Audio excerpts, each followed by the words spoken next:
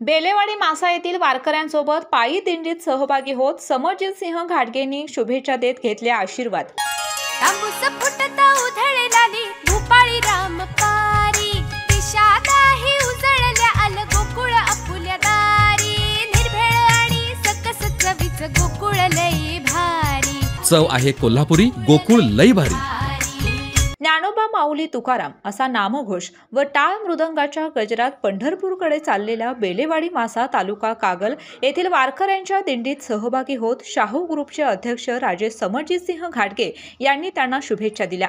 या वैष्णवांच्या चरणी नतमस्तक होत श्री घाटगे यांनी त्यांचे आशीर्वादही घेतले। बेलेवाडी मासा तालुका कागल येथील विठ्ठल रखुमाई पायी दिंडी सोहळा समितीच्या वतीनं सलग 10व्या वर्षी या पायी दिंडीचे आयोजन केले आहे। यामध्ये 350हून अधिक आबालवृद्ध भाविक सहभागी झाले आहेत।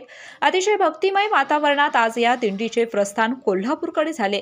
हसूर खुर्द येथील नियोजित कार्यक्रम आटपून घाटगे कागलकडे जात असताना कापशीजवळ त्यांनी ही दिंडी पाहिली। त्या ठिकाणी गाडी थांबवून माऊलीच्या पालखीचे त्यांनी दर्शन घेतले। हातात टाळ घेऊन या वारकऱ्यांसोबत चालत त्यांना शुभेच्छा दिल्या। ऊन वारा पाऊस यांची तमा न करता हे वारकरी आषाढी एकादशी दिवशी आपल्या लाडक्या विठुरायाच्या दर्शनासाठी पंढरपूरकडे रवाना झाले आहेत। यामध्ये महिला व युवकांचाही मोठ्या प्रमाणात सहभाग आहे। या सर्व माऊलींच्या चरणी नतमस्तक होऊन श्री घाटगे यांनी त्यांचे आशीर्वाद घेतले व त्यांना शुभेच्छा दिल्या।